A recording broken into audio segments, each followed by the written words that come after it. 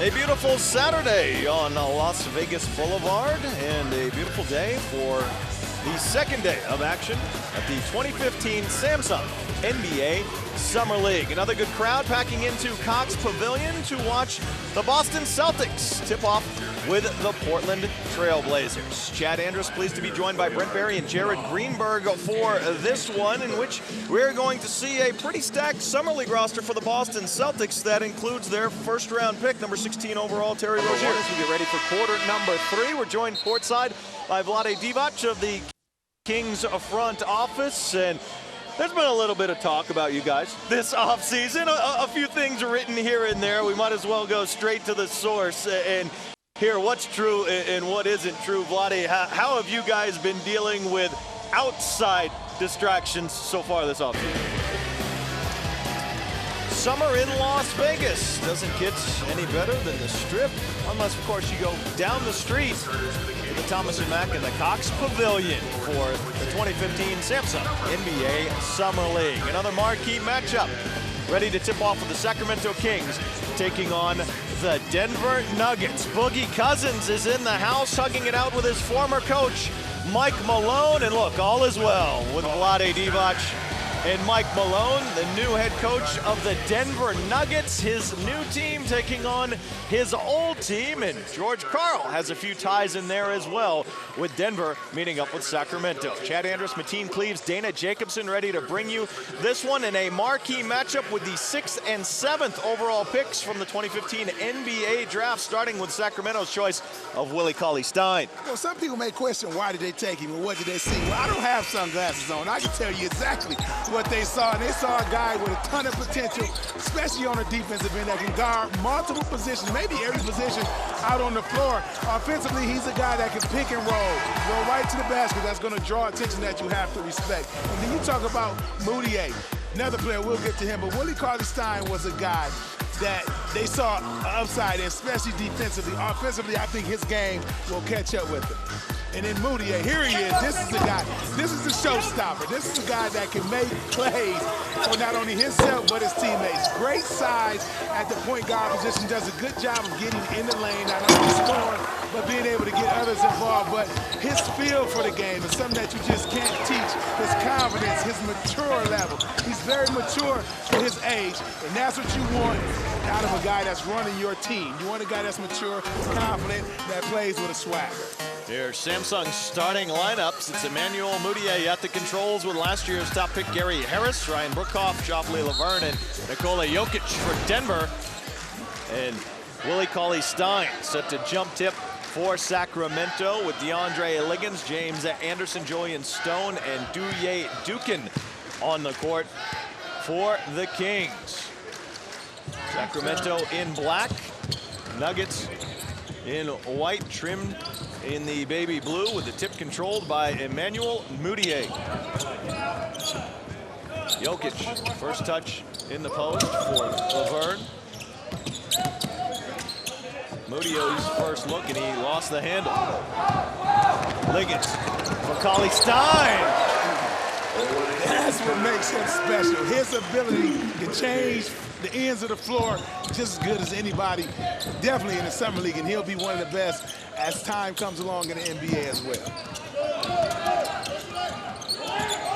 Brookhoff being hounded by Stone, and Julian Stone forces the turnover.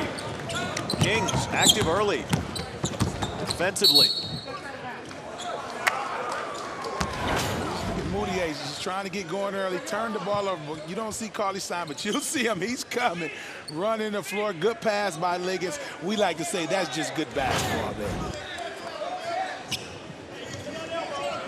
Emmanuel Mudiay, a strong, well-balanced effort in his opener. A win for the Nuggets when they beat Atlanta 86-71.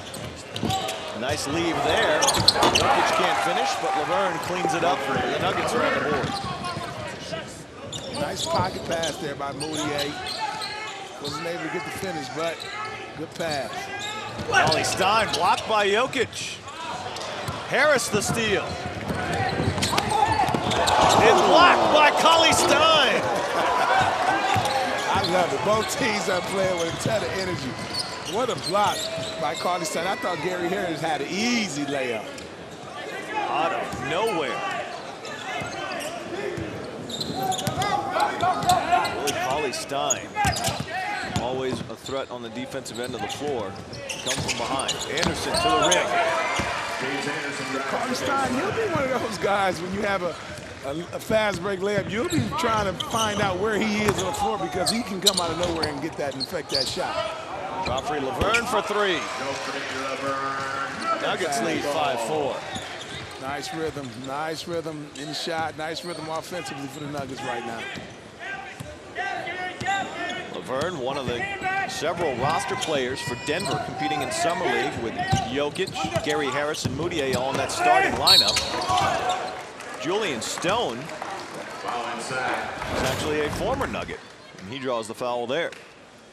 Look at this. It looked like Gary Harris had a wide open layup, and Carly's side just comes out of nowhere. I mean, what a block. That's short effort. That's where he'll make his money in the regular season. And you can understand why a guy whose primary skill set is on the defensive end of the floor can be a top 6 draft pick when Gary Harris, if you watch that replay close enough, left of the floor, Carly Stein was not even in the frame. And he blocked the shot after Gary Harris was in the air. That's why he was such a high pick. Carly Stein takes a seat here early. And he's replaced by Eric Moreland, who is a Kings roster player in Sacramento. Moutier, nice drop pass, and Jokic for Laverne. That little pocket pass, you know, even that, like you talked about earlier, it might have been the last game. That's a hockey assist. I mean, that was the pass that made the play.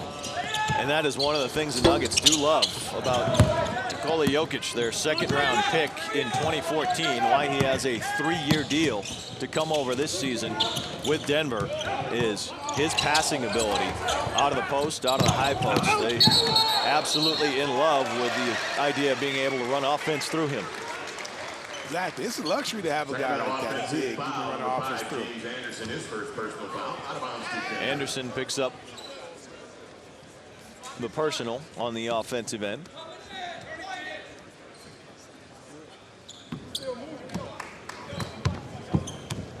And Emmanuel Moutier, a familiar name to a lot of U.S. basketball fans, but not a guy that many people have seen play a whole lot. Jokic is blocked by Moreland there. Moutier likely will not look to shoot very often, but he will run that offense for Denver. And guys like that, they're hard to cover because you don't know. I mean, a guy that's coming attacking, trying to score every time, you know that. Takes the bump there, and will head to the free throw line with 6:10 to play in the first. Like a Moutier guy that probes and picks his spots and kind of keeps you off balance on the defensive end. I mean, that's a tough cover for anybody. He does attack the basket and initiate contact. For a 19-year-old, a very strong base and a strong core, something that you don't often find on a player just a year removed from high school, but he is physical enough to take the ball to the rim and initiate that contact and earn himself free throws. As I sit here and watching, man, I'm just fantasizing on if he would have stayed home and played with SMU. I mean, with the team they had, and I know Coach Larry Brown being under him, woo, that would have been a scary sight. And Larry Brown wasn't shy about saying it. He openly said if Emmanuel Moutier wouldn't have had any questions around some eligibility issues, and if he would have went to SMU, Larry Brown says they would have been a national title contender last year. Hey, I agree. And I watched a lot of college basketball last year. Timeout with 5:40 left in the first. It's a 1-point Nuggets lead.